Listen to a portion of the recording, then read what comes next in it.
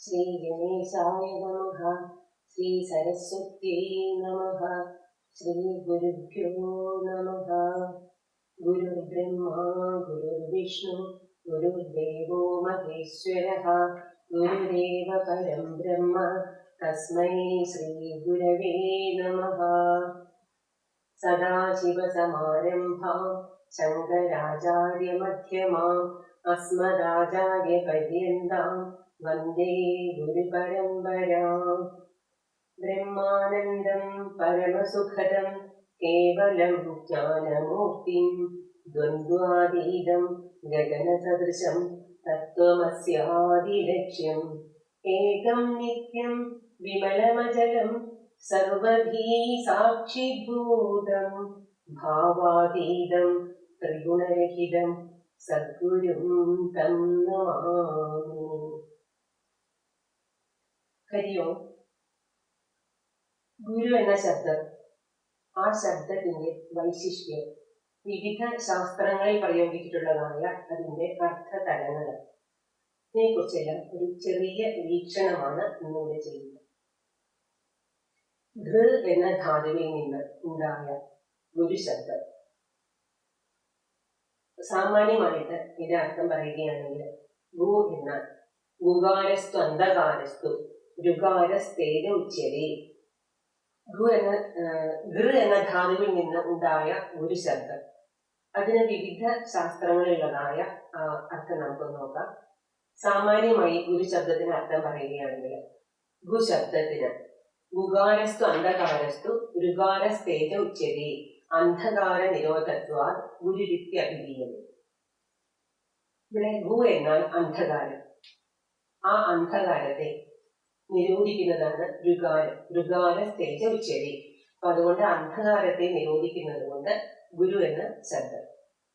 ശ്രീ വേദവ്യാസ വിരചിതമായ ഗുരുഗീതയിലെ സ്കന്ദപുരാണ അന്തർഗതമാണ് ഗുരുഗീത. അതിലെ ശ്ലോകങ്ങളാണ്. ഇനി മറ്റൊരു നിർവചനം: ഗുകാരശ്ച ഗുണാതീതോ രൂപാതീതോ രുകാരകഃ ഗുണരൂപ വിഹീനത്വാത് ഗുരുരിത്യഭിധീയതേ. ഗുകാരം എന്നാൽ ഗുണങ്ങൾക്ക് അതീതമാണ്. ഗുണമെന്നാൽ സത്വരജസ് തമോ ഗുണങ്ങൾ. രൂപാതീതോ രുകാരകഃ, രൂപങ്ങൾക്കും അപ്പുറമാണ് രുകാരം. അപ്പൊ ഗുണരൂപ വിഹീനത്വാത്, ഗുണരൂപങ്ങള് അതിനും അപ്പുറമായതുകൊണ്ട് ഗുരു എന്നുള്ളതായ ഒരു നിർവചനം. ഇനി മറ്റൊരു നിർവചനമാണെങ്കിലോ: ഗുകാരഃ പ്രഥമോ വർണ്ണോ മായാവി ഗുണഭാസകഃ രുകാരോസ്തി പരം ബ്രഹ്മ മായാഭ്രാന്ത വിമോചനം. ഗുരു ശബ്ദത്തിന്റെ പ്രഥമ വർണ്ണം ഗുകാരം, അത് മായ തുടങ്ങിയതായ ദുർഗുണങ്ങളെയാണ് സൂചിപ്പിക്കുന്നത്. രണ്ടാമത്തെ അക്ഷരമായ രുകാരം മായയുടെ വിഭ്രാന്തിയിൽ നിന്നും മുക്തി വരുന്ന പരബ്രഹ്മത്തെയാണ് സൂചിപ്പിക്കുന്നത്. ഇനി ഈ പ്രകൃതിയാകുന്ന പാഠശാലയിൽ നിന്നും നമുക്ക് നിരവധി കാര്യങ്ങൾ, ഓരോ ജീവജാലങ്ങളിൽ നിന്നും നമുക്ക് ഉറുമ്പ് തൊട്ട് ഒരു ചെറിയ ജീവിയിൽ നിന്ന് പോലും പഠിക്കാനുള്ളതായ കാര്യങ്ങൾ വളരെ വലുതാണ്. അപ്പോ അങ്ങനെ പഠിക്കാനുള്ളതായ ജ്ഞാനം, അത് വേർതിരിച്ച്, അതിലെ നന്മയും തിന്മയും വേർതിരിച്ച് അറിയാനുള്ളതായ ഒരു അകക്കണ്ണാണ്, ജ്ഞാനക്കണ്ണാണ് നമുക്കെല്ലാം വേണ്ടത്. അതിന് നമുക്ക് ഒരു ഗുരു കൂടിയേ തീരും. ആദ്യമായി നമുക്ക് അറിവ് പകർന്നു തരുന്നത് നമ്മുടെ മാതാപിതാക്കളാണല്ലോ. അപ്പൊ മാതാപിതാ ഗുരു ദൈവം, മാതാപിതാക്കളെ നമ്മൾ ഗുരു എന്നാണ് പറയുന്നത്. അതിനുശേഷം നമ്മുടെ അധ്യാപകരെ, അവരെ നമ്മൾ ഗുരുക്കന്മാർ എന്ന് പറയും. ഈ അധ്യാപകർ തന്നെ നമുക്ക് ബഹുമാന്യരാണ്, ശ്രേഷ്ഠരാണ്. അപ്പൊ ബഹുമാന്യമായ, ശ്രേഷ്ഠമായ എന്നീ അർത്ഥങ്ങളിലെല്ലാം ഈ ഗുരു ശബ്ദം പ്രയോഗിക്കാം. ഇനി ഗുരു ശബ്ദം വർദ്ധിച്ച അല്ലെങ്കിൽ ഭാരമുള്ള ഇങ്ങനെയുള്ള അർത്ഥത്തിലും ഗുരുശബ്ദം പ്രയോഗിക്കാം. പൂയ നക്ഷത്രം, ഇതിനും ഗുരു എന്നുള്ള പദമാണ് നമ്മൾ ഉപയോഗിക്കുന്നത്. അതുപോലെ നമ്മുടെ പൂർവികന്മാരെ നമ്മൾ എന്താ പറയാറ്, ഗുരുക്കന്മാർ എന്ന് തന്നെയാണ് പറയുന്നത്. അപ്പൊ പൂർവികന്മാർ എന്നുള്ള അർത്ഥത്തിലും ഗുരുശബ്ദം. ഇനി നമ്മള് സോമവാർ, മംഗൾവാർ, ആഴ്ച, ഹിന്ദിയിലെ നമ്മൾ പറയുമ്പോൾ ഗുരുവാർ എന്ന് പറയാറുണ്ട്. അപ്പോ അവിടെയും നമ്മൾ വ്യാഴത്തിന് ഗുരു എന്ന പദം പ്രയോഗിക്കാറുണ്ട്. പിന്നെ നമ്മുടെ വൃത്തശാസ്ത്രത്തില് നമ്മൾ ലഘു ഗുരു എന്നെല്ലാം പറയാറില്ലേ. അപ്പൊ രണ്ട് മാത്രയുള്ള ഒരു ഇതാണ് ഗുരു എന്ന് പറയുന്നത്. അപ്പൊ രണ്ട് മാത്രയുള്ള എന്നുള്ള അർത്ഥത്തില് ഗുരുശബ്ദം. പിന്നെ നമ്മൾ സാധാരണയായി പറയാറുണ്ട് അനുഭവമാണ് ഏറ്റവും വലിയ ഗുരു. അപ്പോൾ അനുഭവം എന്നുള്ള അർത്ഥവും നമുക്ക് ഗുരു ശബ്ദത്തിന് പ്രയോഗിക്കാവുന്നതാണ്.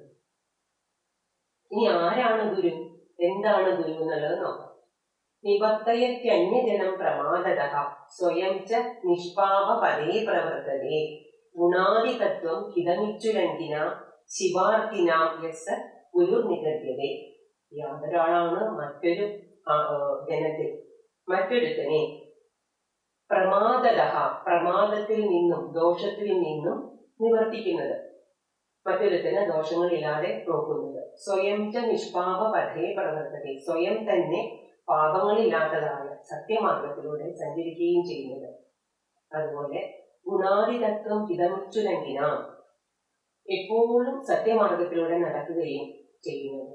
ശിവാർത്തിനാം യസ്സ ഗുരു നിഗദ്യതേ എപ്പോഴും മംഗളകരമായ കാര്യങ്ങൾ മറ്റുള്ളവർക്ക് വേണ്ടി ചെയ്യുകയും നല്ല ഉപദേശങ്ങൾ മറ്റുള്ളവർക്ക് കൊടുക്കുകയും ചെയ്യുന്നു. അങ്ങനെയുള്ളവരാണ് ഗുരു. പിന്നെയോ ധർമ്മജ്ഞോ ധർമ്മകർത്താച്ച സദാ ധർമ്മപരായണഃ തത്വേഭ്യഃ സർവശാസ്ത്രാർത്ഥാദേശകോ ഗുരുരുച്യതേ. ഗുരു ധർമ്മജ്ഞനാണ്, ധർമ്മം ചെയ്യുന്നവനാണ്. സദാ ധർമ്മപരായണഃ എല്ലായ്പ്പോഴും ധർമ്മത്തിൽ മാത്രം, ധർമ്മപരമായ കാര്യങ്ങളിൽ മാത്രം മുഴുകി കഴിയുന്നവനാണ്. തത്വേഭ്യഃ സർവശാസ്ത്രാർത്ഥാദേശകോ സകല ശാസ്ത്രങ്ങളിലെയും തത്വങ്ങളെ ഉൾക്കൊള്ളുന്നവനുമാണ് ഗുരു. ഇനി തുളസീദാസ് രാമചരിതമാനസത്തിൽ പറഞ്ഞിരിക്കുന്നു, മനുഷ്യരൂപം സ്വീകരിച്ച സാക്ഷാൽ നാരായണൻ തന്നെയാണ് ഗുരു. എപ്രകാരമാണോ സൂര്യോദയത്തില് ഇരുട്ട് അപ്രത്യക്ഷമാകുന്നത്, അതുപോലെ ഗുരുവിന്റെ വാക്കുകൾ, ഗുരുവിന്റെ വചനങ്ങൾ ശിഷ്യന്റെ മനസ്സിലെ മോഹരൂപമാകുന്നതായ ഇരുട്ടിനെ നശിപ്പിക്കുന്നു. സൂര്യവത് സർവദീപകഃ ഗുരു. സൂര്യനെ പോലെ, സൂര്യൻ ഉദിച്ചു വരുമ്പോൾ അന്ധകാരം ഇല്ലാതായി പോകില്ലേ, വെളിച്ചം എല്ലായിടത്തും പരക്കുമല്ലോ. അതുപോലെ സൂര്യവത് സർവദീപകഃ ഗുരു, എല്ലാത്തിനെയും പ്രകാശിപ്പിക്കുന്നതാണ് ഗുരു. യോഗ ദർശനത്തിൽ പതഞ്ജലി മഹർഷി പറയുന്നു, യോ ധർമാൻ ശബ്ദാൻ ഗൃണാത്യുപദിശതി സ ഗുരു സ ഏഷ പൂർവേഷാമപി ഗുരു കാലേന അനവച്ഛേദാത്. കാലം കൊണ്ട് മുറിക്കാൻ കഴിയാത്തതായ പരമഗുരുവായ സാക്ഷാത് പരമേശ്വരൻ തന്നെയാണ് യഥാർത്ഥത്തിൽ ഗുരു. ധർമ്മപരമായ കാര്യങ്ങളെ ഉപദേശിച്ചു തരുന്നവരാണ് ഗുരു. അപ്പോ പൂർവേഷാമപി ഗുരു എന്നാ പറഞ്ഞിരിക്കുന്നത്, ഗുരുക്കന്മാരുടെയും ഗുരു അത് തന്നെയാണ് സാക്ഷാൽ പരമേശ്വരൻ. ഗുരുഗീതയിലെ ത്രിമൂർത്തികളായ ബ്രഹ്മ വിഷ്ണു മഹേശ്വരന്മാരുടെ ശക്തി ഊർജമാണ് ഗുരുവെന്ന് ശ്രീ പരമേശ്വരൻ ശ്രീ പാർവതിക്ക് വ്യക്തമാക്കി കൊടുക്കുന്നുണ്ട്. ആ ഗുരു പരബ്രഹ്മൻ തന്നെയാണ്. ന ശാസ്ത്രാത് പ്രാപ്യതേ ജ്ഞാനം നതു തർക്കവിതർക്കനാൽ പ്രാപ്യതേ അധ്യാത്മജ്ഞാനം തു കേവലം ഗുരുസേവയാണ്. കേവലം ശാസ്ത്രങ്ങൾ പഠിച്ചതുകൊണ്ടോ അല്ലെങ്കിൽ വാദ വിതർക്കങ്ങളിൽ തർക്കവിതർക്കങ്ങളിൽ ഏർപ്പെട്ടത് കൊണ്ടോ നമുക്ക് ഇന്നുണ്ടാവുകയില്ല, ജ്ഞാനം ഉണ്ടാവുകയില്ല. അധ്യാത്മജ്ഞാനം നമുക്ക് ലഭിക്കണമെങ്കിൽ ഗുരുസേവ കൊണ്ട് മാത്രമേ ലഭിക്കുകയുള്ളൂ. ഗുരുസേവനം കൊണ്ട് ആധ്യാത്മികമായ ജ്ഞാനം ലഭിച്ചാൽ അത് മാത്രമാണ് ശാശ്വതമായി നിൽക്കുകയുള്ളൂ. അപ്പോൾ ആ ഗുരുസേവനത്തിന് എന്ത് വേണം? ധ്യാനമൂലം ഗുരുരൂപം, പൂജാമൂലം ഗുരുപദം, മന്ത്രമൂലം ഗുരുവാക്യം, മോക്ഷമൂലം ഗുരുകൃപ. ഗുരുവിനെ ധ്യാനിക്കുക, ഗുരുവിന്റെ പൂജാമൂലം ഗുരുപദം, ഗുരുവിന്റെ പദങ്ങൾ എപ്പോഴും പൂജിക്കുക. മന്ത്രം മൂലം ഗുരുവാക്യം, ഗുരുവിന്റെ വാക്യങ്ങൾ നമ്മൾ മന്ത്രമായിട്ട് സ്വീകരിക്കുക. മോക്ഷമൂലം ഗുരുകൃപ, ഗുരുവിന്റെ കൃപ കൊണ്ട് നമുക്ക് മോക്ഷപ്രാപ്തി നേടാൻ സാധിക്കും. അപ്പോ ഗുരുവിനെ നമ്മൾ പണ്ട് മുതൽ ഭാരതത്തില് അത്യധികം ശ്രേഷ്ഠമായി തന്നെയാണ് ആരാധിച്ചിരുന്നത്. പുരാണങ്ങള്, ഇതിഹാസങ്ങള്, അതുപോലെ സ്മൃതികള്, വേദങ്ങള്, ഉപനിഷത്തുക്കള്, ഇതിലെല്ലാം നമുക്ക് ഇതിന്റെ അടിസ്ഥാനം കണ്ടെത്താനായിട്ട് സാധിക്കും. ചാന്തോക്യ ഉപനിഷത്തിൽ പറയുന്നു, ആചാര്യവാൻ പുരുഷോ വേദ. ആചാര്യനെ സ്വീകരിച്ചിട്ടുള്ള ആള് സത്യത്തെ അറിയുന്നു. ആചാര്യാദേവ വിദ്യാവിദിത സാധിഷ്ടം ഭവതി. ആചാര്യനിൽ നിന്ന് ലഭിച്ച വിദ്യ സഫലമായി തീരുന്നു. തൈത്തിരീയ ഉപനിഷത്തിലോ ഗുരുവിന് വേണ്ട എല്ലാ ഗുണങ്ങളെ കുറിച്ച് തൈത്തിരീയ ഉപനിഷത്തിൽ പറയുന്നുണ്ട്. സാക്ഷാൽ ശ്രീ ശങ്കരാചാര്യര് വിവേക ചൂടാമണിയില് ഗുരുവിന്റെ മഹത്വത്തെ കുറിച്ച് പറയുന്നു. ദുർലഭം ത്രയമേവൈതത് ദൈവാനുഗ്രഹ ഹേതുകം മനുഷ്യത്വം മുമുക്ഷുത്വം മഹാപുരുഷ സംശ്രയഃ. മനുഷ്യജന്മം മോക്ഷേച്ഛ മഹാപുരുഷ സഹവാസം, ഇവ മൂന്നും അത്യന്തം ദുർലഭമാണ്. ഈശ്വരന്റെ ഒരു കൃപ കൊണ്ട് മാത്രമേ ഇവ നമുക്ക് പ്രാപ്തമാവുകയുള്ളൂ. ശ്രീമദ് ഭഗവത്ഗീതയില് ഭഗവാൻ ശ്രീകൃഷ്ണൻ തന്റെ ശിഷ്യനായ അർജുനനെ ഉപദേശിക്കുന്നു. ഭഗവാൻ ഗുരുവാണ്, ശ്രീകൃഷ്ണൻ ഗുരു, അർജുനൻ ശിഷ്യൻ. ഹേ അർജുന, തദ്വിദ്ധി പ്രണിപാതേന പരിപ്രശ്നേന സേവയാ ഉപദേക്ഷ്യന്തി തേ ജ്ഞാനം ജ്ഞാനിനഃ തത്വദർശിനഃ. ഈ മോക്ഷരൂപമായ ജ്ഞാനം കേവലം ഒരു അധ്യാപകനോ ഉപദേശിച്ചു തരാൻ സാധിക്കുന്നതല്ല. പിന്നെ ആർക്കാണ്? തത്വദർശികൾക്ക് മാത്രമേ ശിഷ്യനെ കർമ്മബന്ധ വിമുക്തിയിലേക്ക് നയിക്കാൻ സാധിക്കും. ഇത് തന്നെയാണ് ഹോളി ഗീതയും പറയുന്നത്. തത്വദർശികളായിരിക്കണം. ഭഗവത്ഗീത പറയുന്നല്ലോ, നീ ധർമ്മമാർഗത്തിലൂടെ സഞ്ചരിക്കും, അപ്പോ ആ ധർമ്മം നിന്നെയും രക്ഷിക്കും. ധർമ്മോ രക്ഷതി രക്ഷിത. പിന്നെ ഭഗവത്ഗീതയിൽ എന്താണ് പറയുന്നത്? ന തദ്ഭാസയതേ സൂര്യഃ ന ശശാങ്കോ ന പാവകഃ യദ്ഗത്വാ ന നിവർത്തന്തി തദ്ധാമ പരമം. ആധ്യാത്മികമായ ആ ജ്ഞാന ലോകത്ത് അവിടെ സൂര്യനോ ചന്ദ്രനോ അഗ്നിയോ ഒന്നും ഭാസിക്കുന്നില്ല. അവിടെ എന്റെ പരമമായ പ്രകാശം മാത്രമേ ഉള്ളൂ. അവിടെ എത്തിച്ചേർന്ന ഭൗതിക ലോകത്തിലേക്ക് പിന്നെ ഒരു തിരിച്ചു പോക്കില്ല. അപ്പോ ആധ്യാത്മികമായ ജ്ഞാനമാണ് നമുക്ക് എല്ലാത്തിനും വേണ്ടത് എന്നാണ് ഗീത പറയുന്നത്. ജ്ഞാനവാൻ ഗുരു വിച്ചിരി എന്ന് പറയുന്നു ഗീത. ജ്ഞാനസ്വരൂപനാണ് ഗുരു. ആത്യന്തികമായ ജ്ഞാനമാണത്. ജ്ഞാനം ആഗ്നേയ സ്വരൂപത്തോട് കൂടിയതാണ്. അതിനാൽ ജ്ഞാനാഗ്നി എന്നറിയപ്പെടുന്നു. ജ്ഞാനാഗ്നി സർവകർമാണി ഭസ്മസാത് കുരുതേ തഥ. അഗ്നി വിറകിനെ എപ്രകാരമാണോ ദഹിപ്പിക്കുന്നത്, അതുപോലെ ജ്ഞാനമാകുന്ന അഗ്നി സർവകർമ്മങ്ങളെയും പവിത്രമാകുന്നു, ഭസ്മതുല്യമാകുന്നു. സർവം കർമ്മം അഖിലം പാർത്ത ജ്ഞാനേ പരിസമാപ്യതേ നഹി ജ്ഞാനേന സദൃശം പവിത്രമിക വിദ്യതേ. ഭഗവത്ഗീതയിലെ ശ്ലോകമാണിത്. എല്ലാ കർമ്മങ്ങളും ജ്ഞാനത്തിൽ പര്യവസാനിക്കുന്നു. അതിനാൽ സമസ്ത കർമ്മങ്ങളും ജ്ഞാനത്തിന്റെ മൂർത്തിമത് ഭാവമായ ഗുരുവിങ്കൽ സമർപ്പിക്കുക.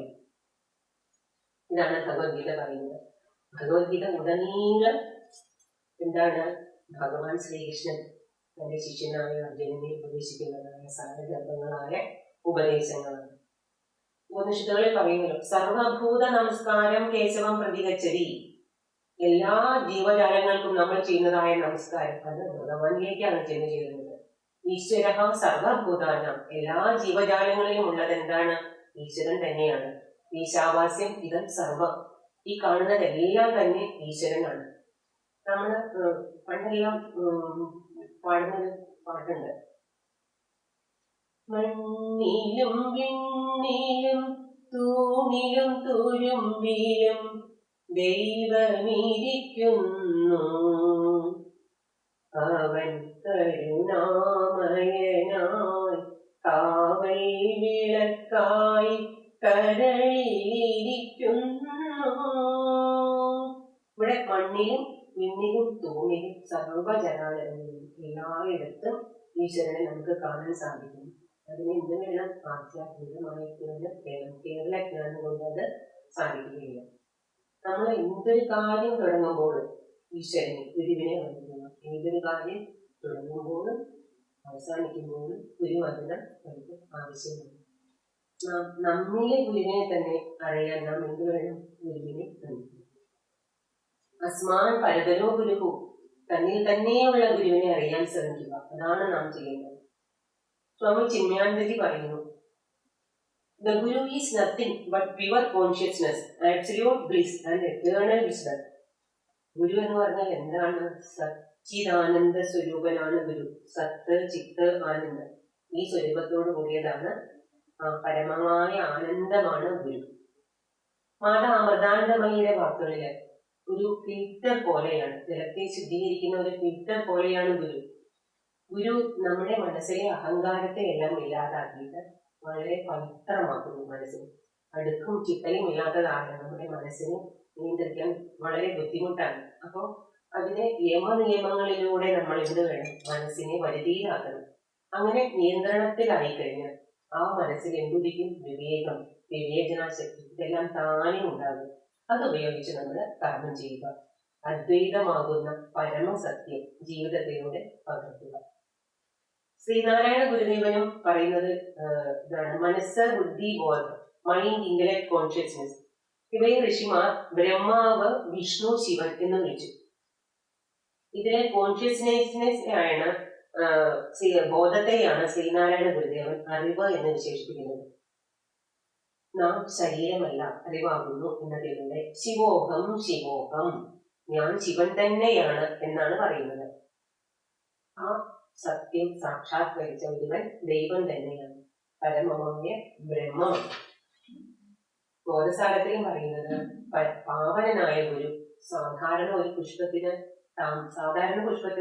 സാധാരണമായിട്ടുള്ള ഗുണമല്ലോ ഉണ്ടാവുന്നു, താമരയുടെ ഗുണം ഉണ്ടാവുകയില്ലല്ലോ. അപ്പൊ താമരയുടെ ഗുണങ്ങൾ നൽകുന്നത് പോലെയാണ് സാധാരണയായ ഒന്നുമല്ലാത്ത ശിഷ്യനെ വേദാന്ത തത്വങ്ങൾ മനസ്സിലാക്കി കൊടുത്ത് അവനെ വിവേചനാശക്തിയും വൈരാഗ്യവും എല്ലാം ഉള്ളവനാക്കുന്നത് ഗുരുവിൽ കൂടി മാത്രമേ സാധിക്കൂ. കുലാർണവം എന്ന ഗ്രന്ഥത്തിൽ പറയുന്നത്: ഗുരുഹു സർവസുരാധീശോ ഗുരു സാക്ഷീകൃതാകൃതി സംഭൂജ്യ സകലം കർമ്മ കുര്യാ തസ്യ ആജ്ഞയാ സദാ. ഗുരുഹു സർവസുരാധീശോ, എല്ലാ ദേവന്മാരുടെയും അധീശനായ ഗുരു. നാം എന്തു ചെയ്യുന്നുവോ അതിന്റെ ഒക്കെ സാക്ഷിയാണ്. ഗുരുഹു സാക്ഷീകൃതാകൃതി സംഭൂജ്യ സകലം കർമ്മം, എല്ലാ കർമ്മങ്ങളും നമ്മൾ ഗുരുവിൽ സമർപ്പിക്കുക. ഗുരുവും ദേവനും മന്ത്രവും എല്ലാം ഒന്നാണെന്നാണ് പറയുന്നത്. ഗുരുദൈവത മന്ത്രാണാം ഐക്യം സച്ചിന്തയെ ധീരം. ഗുരുവും ദേവനും മന്ത്രവും എല്ലാം ഒന്നാണെന്ന ഭാവം പ്രത്യേകം നമ്മുടെ മനസ്സിൽ നമുക്ക് ഓർമ്മയുണ്ടാകും. നമ്മള് മംഗളശ്ലോകത്തിൽ പറഞ്ഞു: സദാശിവ സമാരംഭാം ശങ്കരാചാര്യ മധ്യമാം അസ്മദാചാര്യ പര്യന്താം വന്ദേ ഗുരു പരമ്പര എന്ന് പറഞ്ഞല്ലോ. ഇന്നതിലൂടെ ഉദ്ദേശിക്കുന്ന എന്താണ്? നമുക്ക് എല്ലാവർക്കും ഒരു ഗുരു പരമ്പരയുണ്ട്, അല്ലെ? ഒരു ദേവത എല്ലാവർക്കും ഉണ്ടാകും. അപ്പോ നമുക്ക് മുന്നേ ഉള്ളവർ കാണിച്ചു തന്നതായ ആ മാർഗത്തെ, ആ പരമ്പരയെ നമ്മൾ എപ്പോഴും നമ്മുടെ തലമുറകളും വിസ്മരിക്കാൻ പാടില്ല. അപ്പൊ അതുകൊണ്ട് ആ പരമ്പരയെ നമ്മൾ ഓർക്കണം. അവരിലേക്ക് അനുകൂലമായിട്ട് നിന്ന്, അല്ലെങ്കിൽ അവരെ സ്മരിച്ചുകൊണ്ട് നിന്നാൽ നമുക്ക് നമ്മുടെ ജീവിതത്തില് നമ്മുടെ ഗുരുപരമ്പരയുടെ ശക്തിയെല്ലാം, അവരുടെ ഊർജമെല്ലാം നമുക്ക് എപ്പോഴും രക്ഷയായി ഭവിക്കും. അപ്പോ സദാശിവൻ മുതലുള്ളതായ ആ ചൈതന്യധാര അത് നമുക്ക് നമ്മുടെ ജീവിതത്തിൽ നമുക്ക് അനുഭവിക്കാനായിട്ട് സാധിക്കും. ഇപ്പൊ ഒരു സ്വിച്ച് ഇട്ട് കഴിഞ്ഞാൽ നമുക്ക് വെളിച്ചം കാണണമെങ്കിൽ എന്ത് വേണം? വെറുതെ ഒരു സ്വിച്ച് ഇട്ട് കഴിഞ്ഞാൽ നമുക്ക് വെളിച്ചം കിട്ടില്ല. ഒരു പവർ ഹൗസ് വേണം അതിന്. ആ പവർ ഹൗസിന് പവർ ഉണ്ടെങ്കിൽ മാത്രമുണ്ടെങ്കിൽ കാര്യമില്ലല്ലോ, അതിൽ നിന്നൊരു കണക്ഷനും വേണം. അപ്പൊ അതിന് വേണ്ടതായ കാര്യങ്ങൾ ചെയ്യണമെന്ന് കണക്ഷൻ, ആ പവർ ഹൗസിലുള്ളതായ വൈദ്യുതി നമ്മുടെ വീടുകളിലേക്ക് എത്തിച്ചേരണമെങ്കിൽ നമ്മൾ ശരിയായ രീതിയിലുള്ള ഒരു കണക്ഷൻ കൊടുത്തെങ്കിൽ മാത്രമേ അത് സാധിക്കുകയുള്ളൂ. അല്ലാതെ വെറുതെ ഒരു പ്ലഗ് കുത്തിയാൽ നമുക്ക് വൈദ്യുതി കിട്ടുകയില്ലല്ലോ. അപ്പം ഈ ഗുരു പരമ്പര അതാണ് നമ്മുടെ പവർ ഹൗസ്. ആ ഗുരു പരമ്പരയുമായി നമുക്കൊരു കണക്ഷൻ, ഒരു ഓർമ്മ എപ്പോഴും നമ്മുടെ മനസ്സിൽ ഉണ്ടാകണം. നമ്മൾ അവരെ സ്മരിക്കണം. യമധർമ്മനോട് നചികേതസ് എനിക്ക് പറയുന്നുണ്ട്, ഭൗതിക നേട്ടങ്ങൾ എത്ര വേണമെങ്കിലും നീ ചോദിച്ചോളൂ, എന്ത് വേണമെങ്കിലും ആവശ്യപ്പെട്ടോളൂ, എന്ത് വേണമെങ്കിലും ഞാൻ നിനക്ക് തരാം. അപ്പോൾ നചികേതസ് അതൊന്നും ആവശ്യപ്പെടുന്നില്ല. നചികേതസ് വിചാരിക്കുന്നത് എന്താണ്? ഈ ശരീരം എന്ന് പറഞ്ഞാൽ ഈ ശരീരം താൽക്കാലികമാണ്, അത് നശിച്ചു പോകുന്നതാണ്. അതിലുള്ളതായ ആത്മാവ് അത് നശിക്കാത്ത സ്ഥിരമായ ബ്രഹ്മമാണ്. അപ്പൊ അത് നശിക്കുന്ന ഒന്നിനെ നമ്മൾ കൂട്ടുപിടിച്ചിട്ട് കാര്യമില്ല. അപ്പോ ആത്മാവ് നാശമില്ലാത്ത ഒന്നാണ് ആത്മാവ്. ഈ മരണശേഷം, നമ്മുടെ മരണശേഷം ആത്മാവിന് എന്താണ് സംഭവിക്കുന്നത്? അപ്പൊ ഈ ആധ്യാത്മികമായ ജ്ഞാനമാണ് നചികേതസിന് വരുന്നത്. ഇതാണ് നചികേതസ് യമനോട് ആവശ്യപ്പെടുന്നത്. ദുഃഖങ്ങളെ മറികടക്കണമെങ്കിൽ എന്ത് വേണം? ആധ്യാത്മികമായ ജ്ഞാനം വേണം, ജ്ഞാനക്കണ്ണ് തുറക്കണം. അപ്പൊ ആ രഹസ്യമായ ജ്ഞാനമാണ് നചികേതസ് യമനോട് ആവശ്യപ്പെടുന്നത്. നമുക്കറിയാമല്ലോ ശ്രീകൃഷ്ണ ഭഗവാൻ എന്താ ജ്ഞാനമില്ലാഞ്ഞിട്ടാണ്? അല്ലല്ലോ. അപ്പൊ ആ ഭഗവാന് പോലും എന്തുണ്ട്? ഒരു ഗുരു ഉണ്ട്. ആരാണ് ശ്രീകൃഷ്ണ ഭഗവാന്റെ ഗുരു? സാന്ദീപനി മഹർഷി. ഇങ്ങനെ എത്ര ജ്ഞാനം ഉണ്ടെങ്കിലും നമുക്ക് ഒരു ഗുരു കൂടിയേ തീരും. അപ്പോ ശ്രീകൃഷ്ണ ഭഗവാന് സാന്ദീപനി മഹർഷി ഗുരുവാണല്ലോ. അർജുനനും ദ്രോണാചാര്യനും, വിവേകാനന്ദനും ശ്രീരാമകൃഷ്ണ പരമഹംസനും.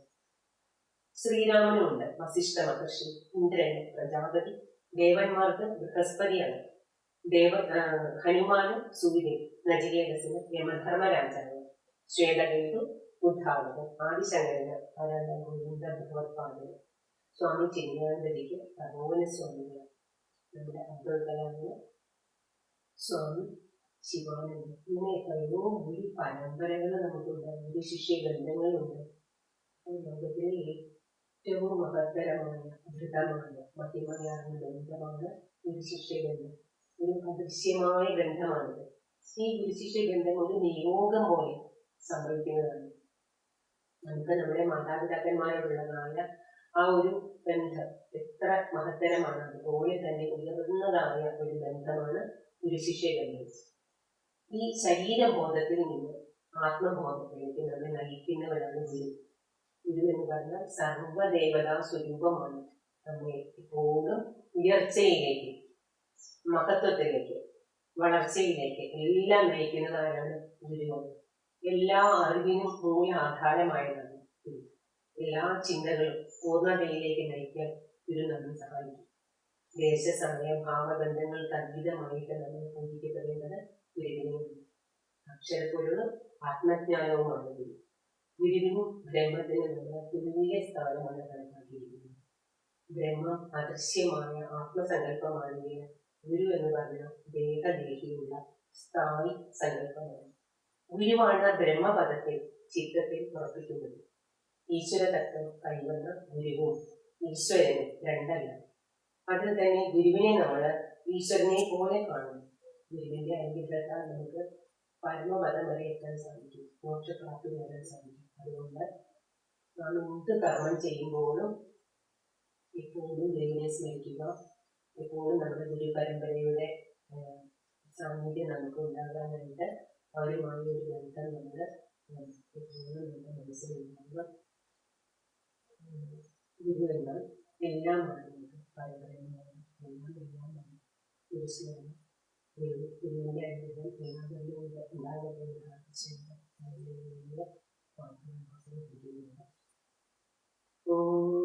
പൂർണ്ണമദ പൂർണ്ണമിദം പൂർണ്ണാത് പൂർണ്ണമുദച്യതേ പൂർണ്ണസ്യ പൂർണ്ണമാദായ പൂർണ്ണമേവാവശിഷ്യതേ.